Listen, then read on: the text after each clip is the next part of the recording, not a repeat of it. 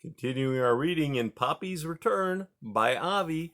Today is chapter 20, A Red Mouse at Gray House.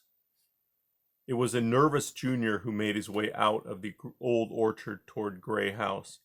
Disappointed that his friend had not come along with him, he paused twice to glance back. The first time he looked, he could still see Mephitis, his black and white tail wagging in the grass. The second time he looked, the tail was gone. Junior stood and stared. Probably went back to sleep, he muttered, wishing he were doing exactly that.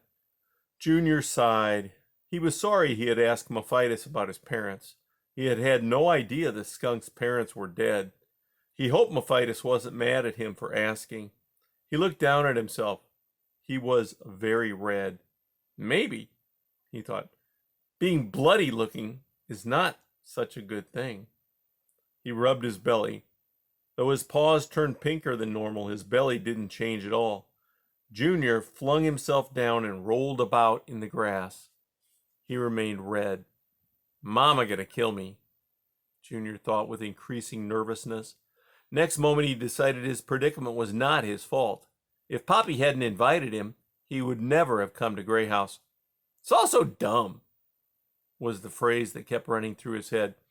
And if they see me with Mama, he thought as he continued on, they'll think I'm still a baby.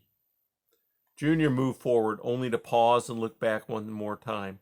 Seeing no sign of Mephitis, the mouse pressed forward, eyes down, staring at his feet. When he finally did look to check his path, there stood another mouse directly in front of him. What's more, the mouse was staring open-mouthed at Junior. Junior came to a halt. Uh-oh, Mama's family. I think I'm going to puke, he thought. Junior cast his eyes down and crouched close to the ground. He told himself to hide all emotion. The less I show them, he thought, the more invisible I'll be. Even so, he stole a look at the young mouse, staring, and saw then that the mouse was young, younger than he. Junior felt better. Hey, hello, called the young mouse. Hello yourself, returned Junior. Who and what are you? The young mouse asked. He was staring wide-eyed at Junior. Junior frowned. I'm a mouse, he muttered. What do you think? He belched, only to be immediately sorry he had. What was always funny with Mephitis now felt dumb. I sort of guessed you were a mouse, returned the youngster, but I never saw a red mouse before. What kind of mouse are you? Or are you just wounded? I'm a golden deer mouse. That okay with you? Oh, sure, it's great. No problem. Where do you come from? Junior waved in the direction of the forest.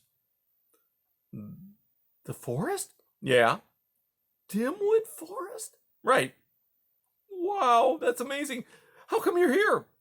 My old mouse used to live around here. Your mother? Yeah. What's her name? Poppy. Poppy? Shrieked the young mouse. You have some problem with that? Said a scowling Junior as he reared up on his hind legs and balled his paws into fists. You're saying your mother is Poppy? The Poppy? What's the big deal? Do you know her? Know her? Of course I know her. Everyone knows her. Poppy, she's famous. She is. Hey, duh. Think of all the things she's done. What do you mean? Oh, come on. For one thing, she fought Mr. Okax. Who's he?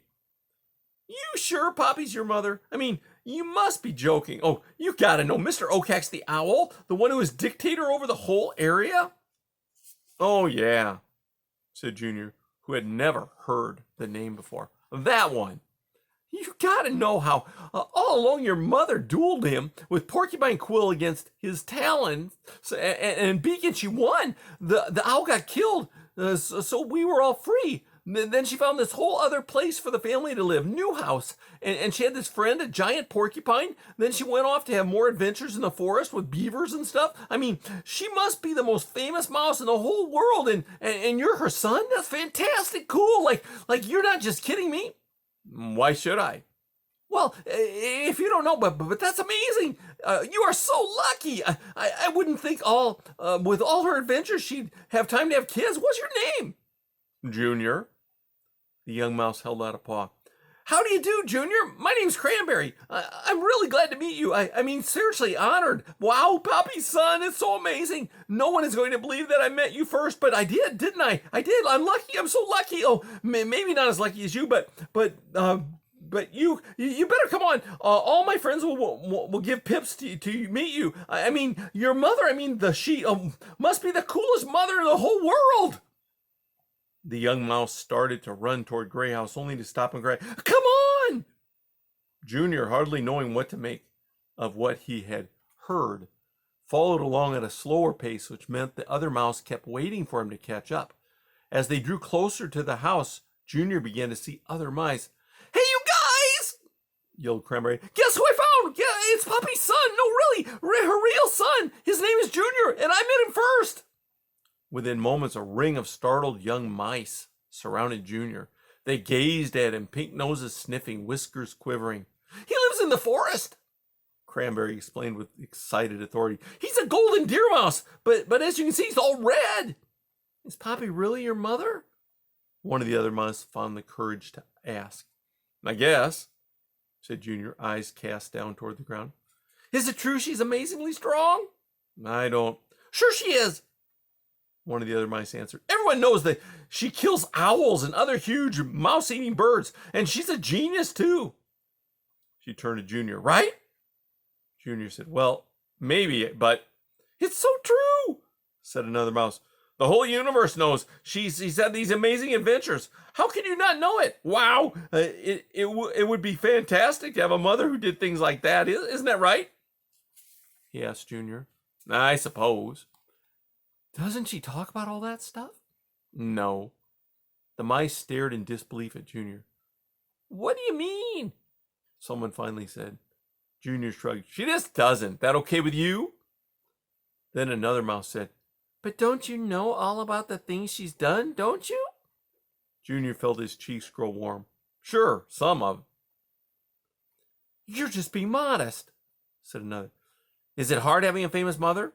"Not really." "Can you tell us something she did, something no one else knows about?"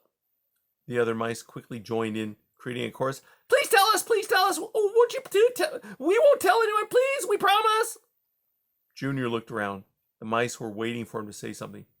"Well," he said, "on the way over here, we were attacked by a bear." "A bear?" they cried in horrified unison. "But," Junior continued, "she got us away." "That's just what Poppy would do," said one of the mice. "So amazing! A bear? Oh, how did she do that?"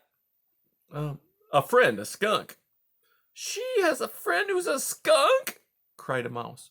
"Yeah, she's called him, and he and I helped." "You did?" "Yeah, I'm cool." "Oh, that's incredible." "I've never heard of one of your mother's best friends as a monster porcupine." "Is that true?" "Yeah." Then there were oohs and ahs.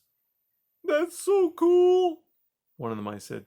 "Lungwort, he's head mouse here. He says we should always stay away from porcupines. What's Poppy's friend like? Is he scary? Do you like him? Do you ever see him?" "Yeah, sure," said Junior. "What's his name?" "Aerith." "He your friend too?" "Yeah, he lives next to us." The mice stared at him with awe. "Did Poppy come to stay?" a mouse asked. "Yes, she will," said another. "I'm sure she will." "No, she's talking to Lungwort right now," said another. "Probably telling him what she's going to do about that bulldozer." "Yeah, be easy for her." "Oh, I wish my mother was like Poppy," said another mouse. "Actually, I'm related to her. My father is her second cousin, I think." "Lucky." "I guess," said Junior. I guess I'd better go find her." "We'll take you," called someone. "But hey, how come you're all red?" "I like it." "It's so nasty. How do you do it?" "Blackberry juice." "Wow, that's what I'm going to do too." "Me too." "No, me. Junior, swept along by the crowd of mice, looked up. Gray House was just ahead of them. It seemed huge, ungainly, ugly. But even more than that, He could see his mother on the porch, and she was looking right at him. She did not look happy. That's the end of chapter 20.